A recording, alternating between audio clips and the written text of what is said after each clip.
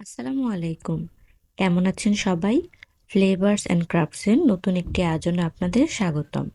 নতুন বছর, শীতকাল এসব ঘিরেই শুরু হয় আমাদের বাঙালিদের ওয়েডিং অথবা ফেস্টিভ সিজন। আর আজকের ভিডিওটি এই ফেস্টিভ সিজন স্পেশাল। এই ফেস্টিভ সিজনে কম বেশি সবারই নানা প্ল্যান প্রোগ্রাম থাকে। আর ড্রেস, অ্যাক্সেসরিজ ছাড়া এসব প্ল্যান প্রোগ্রাম অসম্পূর্ণ। তো আজ আমি আপনাদের জন্য নিয়ে এসেছি ওয়েডিং অথবা ফেস্টিভ্যালে পরার মতো একটি চকার মেকিং ভিডিও। এই চকারটি যেমন ফেস্টিভ ভাইব দেয়, তেমন এটার লুকও কিন্তু অ্যাস্থেটিক। তো দেরি না করে শুরু করি চলুন। চকার মেকিংয়ের জন্য এখানে আমি ডিফারেন্ট সাইজের কিছু মিরর নিয়ে নিয়েছি। এই মিরর চকারগুলো এখন খুবই ট্রেন্ডি। তো আমি ভাবলাম এই ট্রেন্ডি চকার বানানোতে আমি কেন পিছিয়ে থাকব। আর যেই ভাবা সেই কাজ, নিয়ে নিয়েছি ডিফারেন্ট সাইজের কিছু মিরর চকার বানানোর জন্য। তো শুরুতে আমি মিররটিকে অ্যামার গ্লুর সাহায্যে ফেব্রিকের সাথে আটকে নিলাম। এক এক করে সবগুলো মিররই আমি আটকে নিব। এখানে আমি দুই কালারের থ্রেড নিয়েছি, ইয়েলো আর পিঙ্ক। এই দুই কালারের সুতা দিয়েই আজকে চকার বানানোর কাজ হবে। এজন্য নিডলে ২ লেয়ারের সুতা গেঁথে নিয়েছি এবং মিররের যে কোনো একটা সাইড থেকে সুইটা তুলছি। যেহেতু রাউন্ড মিরর, তাই শুরুটা যে কোনো একটা সাইড থেকে করলাম। তবে এটা মিররের মিডল হিসাবে ধরেই কাজ আগাবো আমি। এবার নিডলটাকে সার্কেল মিররের যেই প্রান্ত দিয়ে তুলেছিলাম তার ঠিক বিপরীত পাশ দিয়ে নামাবো। এতে করে সার্কেলের ঠিক মাঝামাঝি সুতাটা বসবে। আর এই সার্কেলটা আমার চকারের সবচেয়ে বড় মিরর, যেটাকে আমি চকারের মাঝের জন্য ইউজ করব। এবার আবারও নিডলটা সার্কেলের আরেক হাফ সাইড থেকে তুলে তার বিপরীত সাইড দিয়ে নামিয়ে নেব। এ পর্যায়ে নিডলের উপর একটা প্লাস চিহ্নের মতো দেখাবে থ্রেড। এরপর এই প্লাস চিহ্নের মাঝ থেকে থ্রেড তুলে অপর সাইড থেকে নামিয়ে নিতে হবে। তো এতে করে সার্কেলটা ৮ ভাগে ভাগ করা হলো। এই চকারটা মূলত হলুদ ফাংশনের জন্য ছিল, এজন্যই হলুদ সুতা চুজ করা এবং শাড়ির থিমের সাথে ম্যাচ করে রানী গোলাপি সুতাটাও রাখা হয়েছে। এটাই মূলত চকারটাকে কালারফুল করতে হেল্প করেছে। আর আমি চকারের বেস হিসেবে যেই কালার ফেব্রিকটাই নিয়েছি, এটা খুব একটা কম্পালসারি না। চকারে এই ফেব্রিক দেখাও যাবে না। হাতের কাছে যে কোনো কালার ফেব্রিকই ইউজ করে নিতে পারবেন আপনারা। এখন এই স্টেপটা লক্ষ্য করবেন। সার্কেলটা ৮ ভাগে ভাগ করার পর পুনরায় কোনো একটা সুতার সাইড ঘেঁষে নিডল তুলে নিলাম।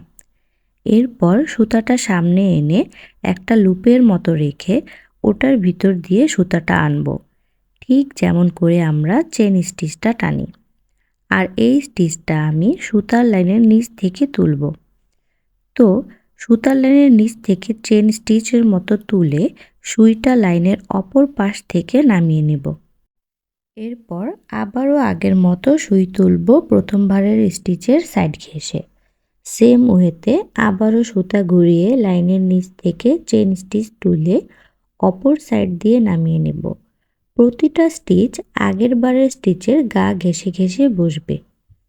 প্রসেসটা কিন্তু খুব কঠিন না। টেকনিক একবার ধরে নিতে পারলেই ইজি। আসলে সেলাই হাতের কাজের বিষয়টাই এমন। কৌশল একবার ধরে নিতে পারলেই সোজা। জাস্ট মনোযোগী হতে হয়, মাইন্ডটাকে ক্রিয়েটিভ রাখতে হয়। আর সবচেয়ে বেশি থাকা লাগে আগ্রহ। আপনি যদি কিছু নিয়ে ইন্টারেস্টেড ফিল করেন, মাইন্ডসেট করে ফেলেন যে করবেনই, তাহলে সেটা আপনি অবশ্যই পারবেন। আর এই স্টিচিংটা নিয়ে যদি একটু বলি, এটা বিভিন্নভাবেই করা যায়। গ্লাস মিররগুলো ড্রেসে যে ওয়ার্ক করে বসায়, ওইভাবে করেও চকার বানানো যাবে। আবার এই স্টিচিং দিয়ে মিরর ড্রেসেও বসানো যাবে। তো কথায় কথায় আমার কাজ কিন্তু এগিয়ে চলছে। প্রতিবার নতুন করে নিডল তুলে লাইনের নিচ থেকে সুতা ঘুরিয়ে চেন স্টিচ দিচ্ছি। আর এভাবে এক একটা লাইনে আমি ৮ বার করে চেন স্টিচ দিব। একটায় ৮ বার দেওয়া হলে নেক্সট লাইনে নিডল তুলব, তুলে আগের প্রসেসেই ৮ বার চেন স্টিচ তুলব। তো এই প্রসেসটা আশা করি বুঝে গেছেন। ফিরছি অফ ক্যামেরায় সবগুলো লাইনের কাজ কমপ্লিট করে।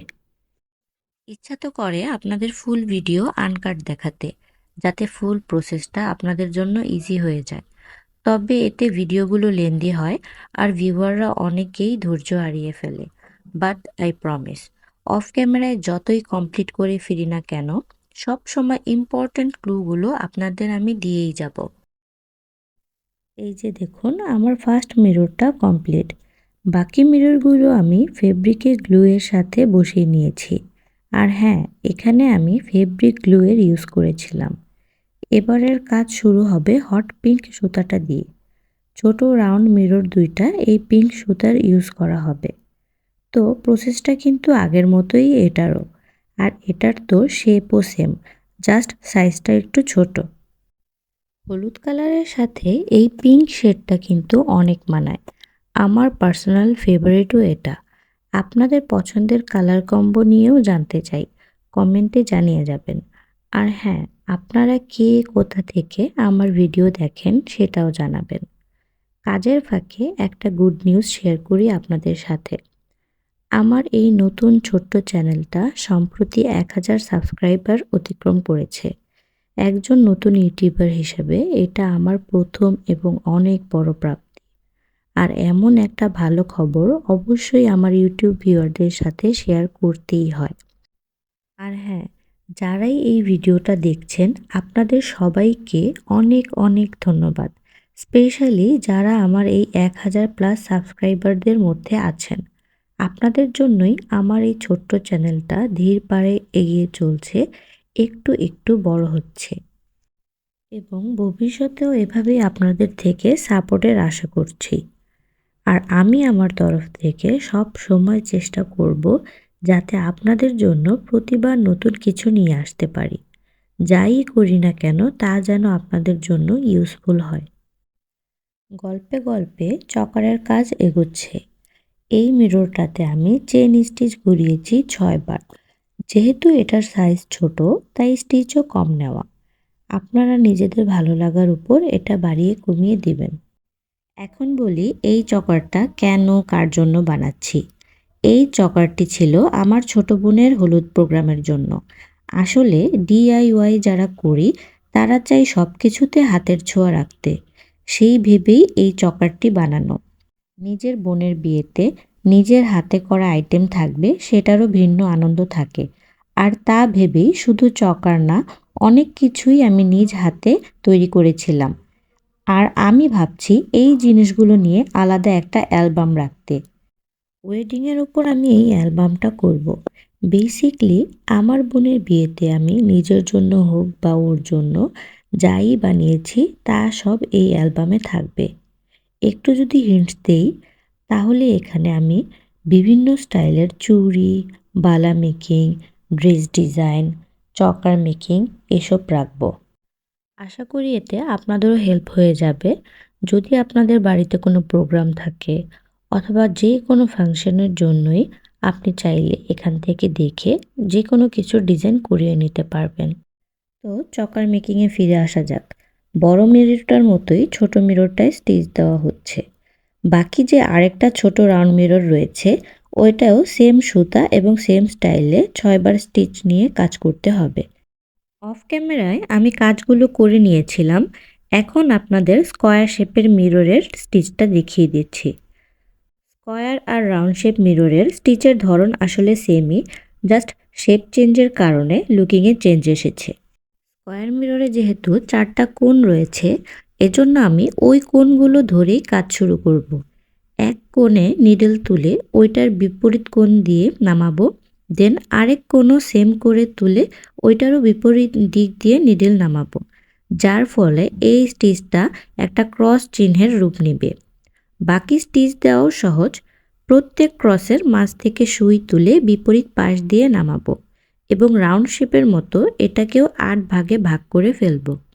পরবর্তী কাজের জন্য রাউন্ড শেপের মতো করেই যে কোনো একটা সেলাইয়ের ধার ধরে নিডল তুলব।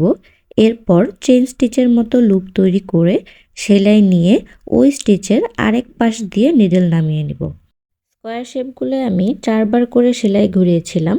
আমার কাছে মনে হয়েছে 4 বার ঘুরালেই এটা সুন্দর দেখাবে। বলেছিলাম না, প্রসেসটা আসলে রাউন্ড শেপের মতোই, জাস্ট মিররের শেপের চেঞ্জের কারণে দুইটাকে দেখিয়ে দেওয়া। প্রসেস আশা করি বুঝেই গেছেন। এখন অফ ক্যামেরায় এই মিররের কাজটা শেষ করে ফিরছি নেক্সট স্টেপের জন্য। তো এই হচ্ছে সবগুলো মিরর স্টিচিংয়ের পরের লুক। ফ্রেমের এখন আর কোনো কাজ নেই, তাই এটা সরিয়ে নিচ্ছি।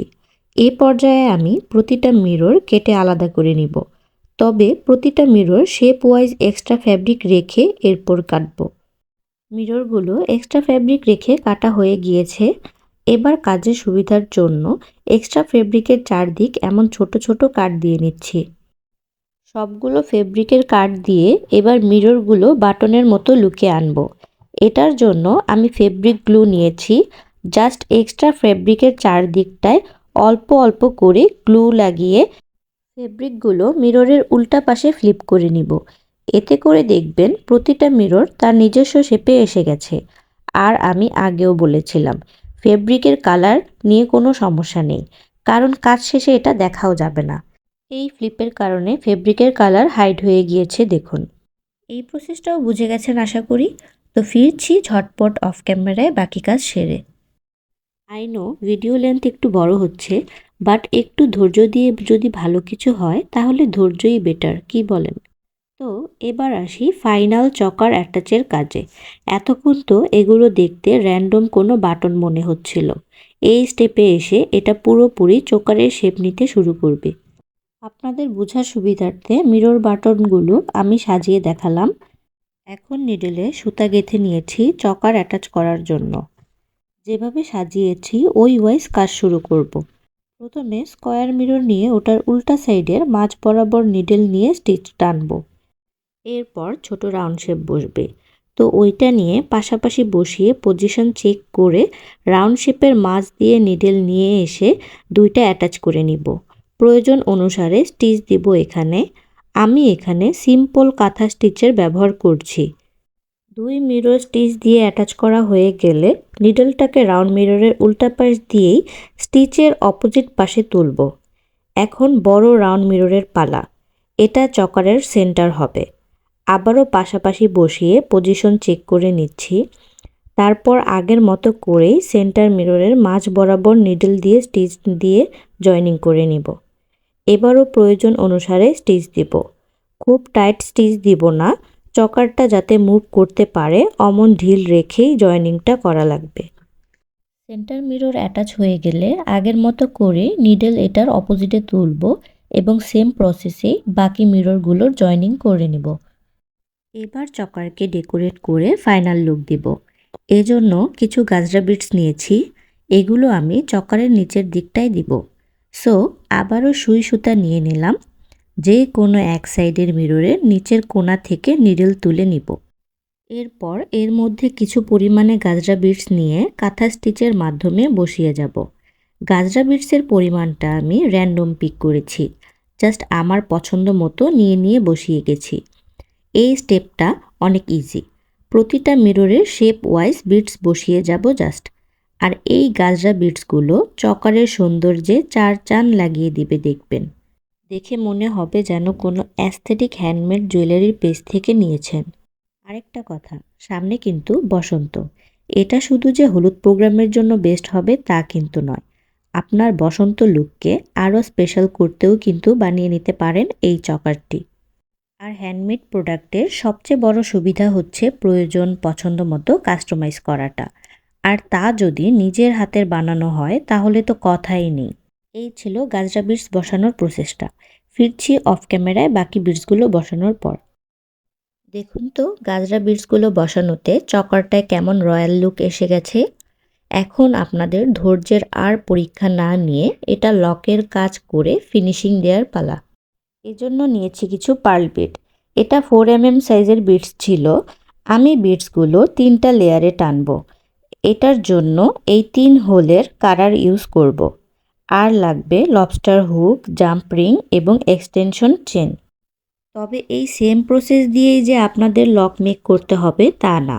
আপনাদের হাতের কাছে এত কিছু না থাকলে জাস্ট সুতাকে কয়েক লেয়ার নিয়ে বেনির মতো করে পরতে পারবেন চকার, অথবা ঘরে চেন থাকলে তাও লাগিয়ে নিতে পারবেন। তো আমি আমারটা দেখিয়ে দিচ্ছি। বলেছিলাম 3 লেয়ার করে পার্লের লাইন টানবো। এজন্য স্কয়ার মিররের মিডলে একটা লেয়ারের জন্য সাদা সুতা গেঁথে নিয়েছি। বাকি 2 লেয়ার স্কয়ারের 2 কোণায় হবে। এখন আমি আমার নেকের মেজারমেন্ট মতো এখানে পার্ল নিব। পার্ল দেওয়ার মাপটা আমি বলছি না, কারণ এক একজনের নেকের সাইজ ভিন্ন। মিরর দেওয়ার পর চকারের জন্য আপনার গলার সাইজ মতো মাপ রেখে আপনি পার্ল নেবেন। কাঙ্ক্ষিত লেন্থ হিসেব করে পার্ল নিয়ে আমি যে কাড়াগুলো নিয়েছি তার মাঝের হোলটায় সুতা আটকে গিঁট দিয়ে নিব। ভালো করে বেশ কয়েকটা গিঁট দিতে হবে যাতে আবার খুলে না আসে। এবং সেম প্রসেসে একই পরিমাণে পার্ল সুতায় গেঁথে কাড়ার বাকি 2 হোলের সাথে গিঁট দিয়ে নেব এবং এতে করে আমার চকারের এক্সটেনশন লাইন কমপ্লিট হয়ে যাবে। এবার কাড়ার অপর সাইডে যে সিঙ্গেল হোল আছে তার একটায় জাম্প রিং এবং এক্সটেনশন চেন এবং অন্যটায় লবস্টার হুক অ্যাটাচ করে নিব। আর এরই সাথে আমার চকার মেকিংয়ের কাজও কমপ্লিট। এই চকারটা অ্যাকচুয়ালি কী যে সুন্দর হয়েছিল তা হয়তো আপনারা ভিডিও থেকে বুঝবেন না। ডিআইওয়াই করি, অনেক কিছুই তৈরি করা হয় আমার, তাই নিজের কাজ নিয়ে খুব একটা অবসেসড হই না, অভ্যস্ত হয়ে গিয়েছি টাইপ। তবে এটার ফাইনাল লুক নিয়ে আমি খুব স্যাটিসফাই ছিলাম। এবার আপনাদের কেমন লেগেছে তা জানার পালা, এবং এর জন্য কমেন্ট বক্স খোলা রয়েছে। ভিডিও আর বাড়াচ্ছি না, সবাই ভালো থাকবেন, সুস্থ থাকবেন, ফ্লেভার্স অ্যান্ড ক্রাফটসের পাশে থাকবেন। আল্লাহ হাফেজ।